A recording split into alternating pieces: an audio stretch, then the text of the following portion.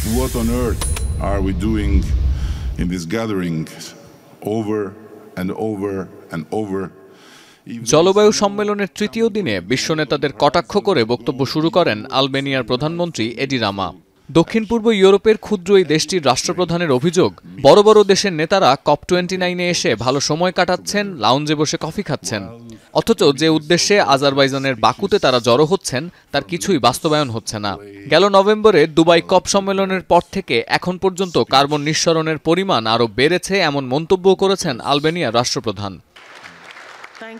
চীনা প্রেসিডেন্ট অনুপস্থিত থাকলেও সম্মেলনে যোগ দিয়েছেন দেশটির ভাইস প্রিমিয়ার ডিং সুয়েসিয়াং।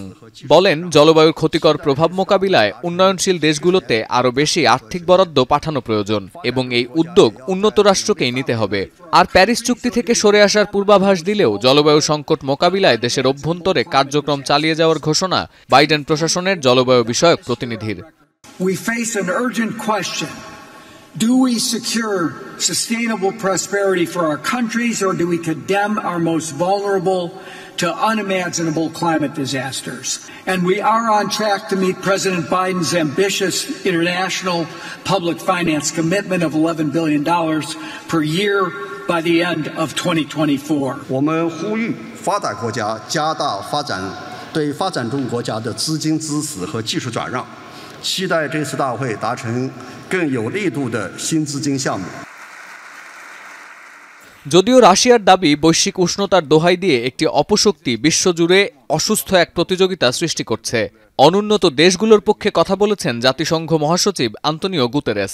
নব্য সাম্রাজ্যবাদের সমালোচনা করে তিনি বলেন, জলবায়ুর বিরূপ প্রভাবে ক্ষতিগ্রস্ত দেশগুলো উন্নত রাষ্ট্রের স্বেচ্ছাচারিতার কারণে প্রতিনিয়ত বিপদে পড়ছে। জাতিসংঘ মহাসচিব অভিযোগ করেন, বিশ্বে প্রতি বছর যে পরিমাণ কার্বন নিঃসরণ হয় তার ৮০% করে G20 জোটভুক্ত দেশগুলো। You have every right to be angry, and I am too. You are on the sharp end of a colossal injustice, an injustice that sees the very future of your islands threatened by rising seas, your people pounded by record hurricanes, your economies torn apart. তবে উন্নয়নশীল রাষ্ট্র ও ক্রমবর্ধমান অর্থনীতি বিবেচনায় নিয়ে জলবায়ু নীতিতে ভারসাম্য আনা প্রয়োজন বলে মনে করেন ইটালির প্রধানমন্ত্রী জর্জিয়া মেলোনি। এছাড়া জীবাশ্ম জ্বালানির ব্যবহার রোধে কৃত্রিম বুদ্ধিমত্তা বা AI প্রযুক্তির ব্যবহারের ওপরও গুরুত্বারোপ করেন তিনি। This will boost energy consumption, also considering the increasing demand for artificial intelligence development. এছাড়াও কোনো ধরনের পক্ষপাতিত্ব ছাড়া অনুন্নত ও পিছিয়ে পড়া জনগোষ্ঠীর পাশে দাঁড়াতে আন্তর্জাতিক সহায়তা সংস্থা ও জোটের সহযোগিতা চেয়েছেন ইরানের ভাইস প্রেসিডেন্ট শিনা আনসারি। আর সাম্প্রতিক বন্যার উদাহরণ দিয়ে স্পেনের প্রধানমন্ত্রী পেদ্রো সানচেজ বলেন, দুর্যোগের ক্ষয়ক্ষতি মোকাবিলা ও মহামারী প্রতিরোধে আগাম প্রস্তুতি ও সংশ্লিষ্ট খাতে বিনিয়োগ বাড়ানোর সংস্কৃতি চালু করতে হবে।